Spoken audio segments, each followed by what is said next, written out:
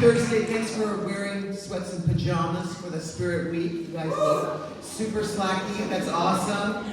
If you have a device out and you're not involved in filming this break, would you please put your device away so that you can pay attention to the people who are up here to speak. All right, Nico.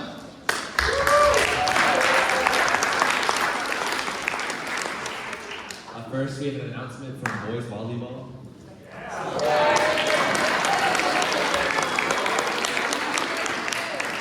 What's up, guys? So today I have a big game against Soledad at 5:30. It'll be a fun game, so you guys can watch. And then we recently had a game on Tuesday against Rancho San Juan. We lost 3-0, but it's fine.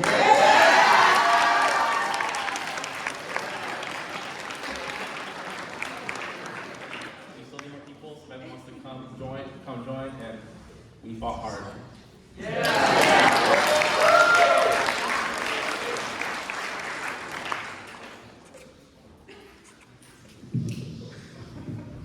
Next, we have a couple announcements for Maria.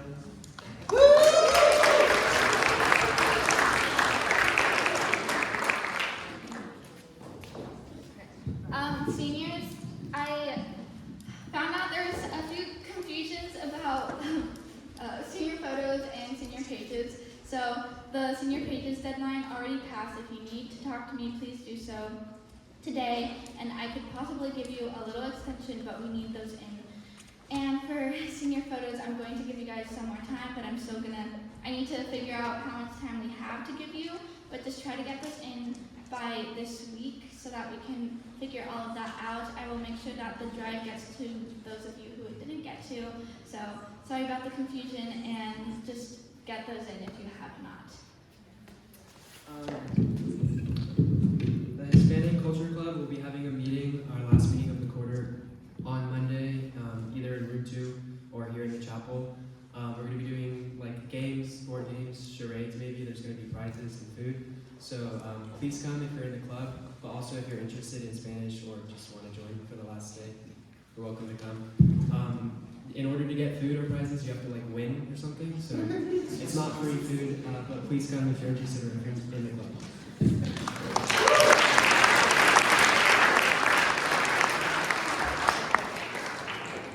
Let's get a hand for Gavin Sophomore Speech.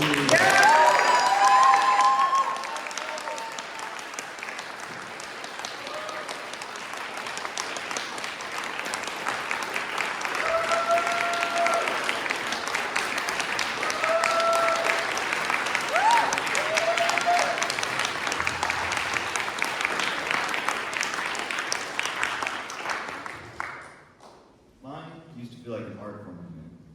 It wasn't something I did often, but when I did do it, it felt so satisfying to get away with. I attempted to perfect the craft of tying up every loose end, leaving everybody with a perfect story, and making sure no holes could be poked in my narrative. And I got pretty good at rhyming, up until 7th grade when it all fell apart. I was wandering down the hall at school one day when my friend and I noticed it, the lost and found. Shelf of abandoned clothing lined in racks of blue, black, and gray, and several composition journals and notebooks ranging from math and science to blank and unused. I never really noticed the lost and found, but for the first time I started to think of it as a sort of free yard sale. And as I was contemplating making one person's trash another person's treasure, I noticed it. A tall, gray hydro flask. The water bottle popularized by the most elite environmentalists in the Visco Girl craze of 2019. My friend prompted me to take the bottle because why not? And the bottle shined like the golden idol in the Raiders of the Lost Ark. And just like Indiana, my last name is Jones, so what could go wrong? So I sold the bottle. I grabbed it, I stuffed it into my backpack, and walked home like I had done nothing wrong. Getting home, I noticed there was a name pen on the bottom with Sharpie. So I looked up how to get rid of Sharpie and replace the newly made blank space with my own name. This was perhaps the most excited anyone has ever been about a water bottle. But it was not my water bottle. And while at home, I strategically hid it in my backpack from my mom so that she wouldn't be suspicious at all. But nobody saw, and nobody cared, I thought. The bottle was left in the lost and found after all. At school, however, my ownership of the bottle was anything but secret. At every chance I got, I would brag and boast about the bottle and shove it in my friends' faces. Look, here's this water bottle that everybody else has. In hindsight, it wasn't as exciting as I thought. The bottle really showed its worth during PE, however, since I could stay hydrated while exercising and brag about it at the same time. Win-win, right? But as word started to get around during one PE class, a girl walked up to me and said that my bottle looked a lot like the one that she had recently lost, same dents and all. And so I weaved together a perfect reply to tell her, a lie to make myself innocent.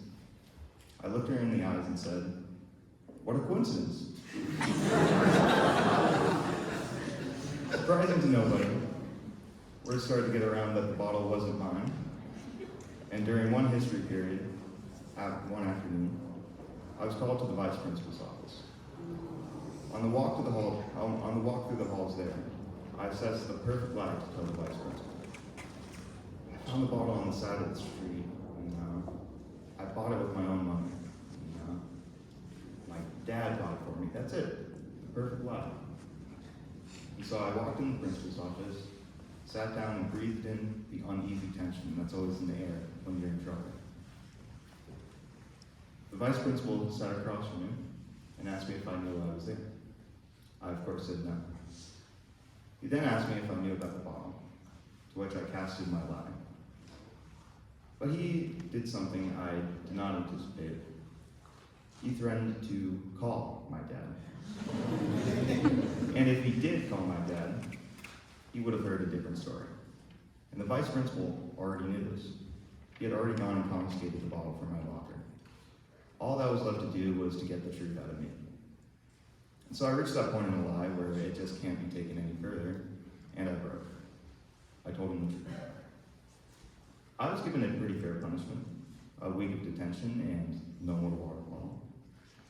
The thing that stuck with me the most was my mom's disappointment in learning about my misdoings. Getting out of school that day, I saw my mom's car and knew I would have to tell her the truth. So I opened the car door and sat down with my head down, hoping that she either didn't know yet or didn't want to talk about it. But she knew. And she expressed that she was disappointed that I was seemingly dissatisfied with what she was able to provide. She highlighted the fact that she had been working harder than ever at the time, especially since we were in between moving houses. She told me that I could have just asked for the water bottle. I didn't have to steal for it.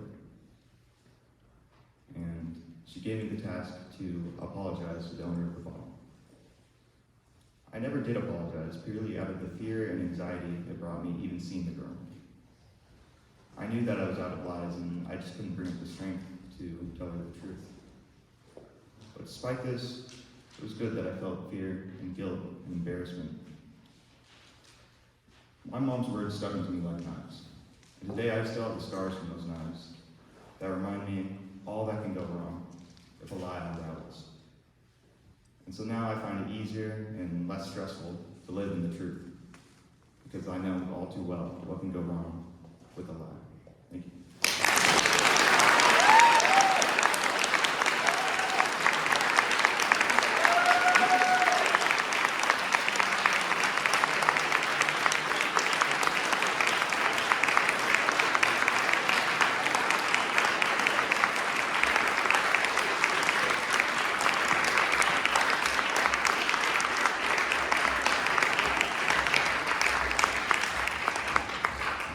Thank you, Gavin. I'll be checking out the lost and found later. Finally, we have an announcement from Mr. Williams to close out here.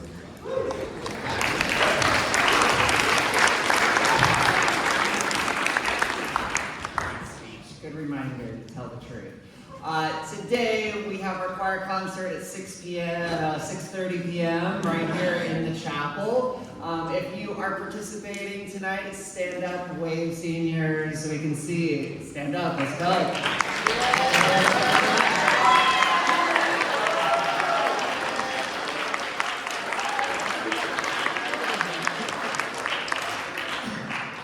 Almost 40 of us come and participate and watch. If you cannot come back to campus tonight, we'll be on IG Live, so you can join us there. A lot of our alumni pop on, so you can say hello to some of our old friends who are all over the country. But tonight we are performing the set that we have been practicing and working hard on, and that we'll be performing at California Adventure next Wednesday, which we're really excited about. So we're going to do that. Some of our students will be performing solos that they had been presented in class for quarter 3, and then we're going to end with two of my favorite songs. So please come tonight. It's at 6:30, and it's right here in the chapel, and it's free. Thanks.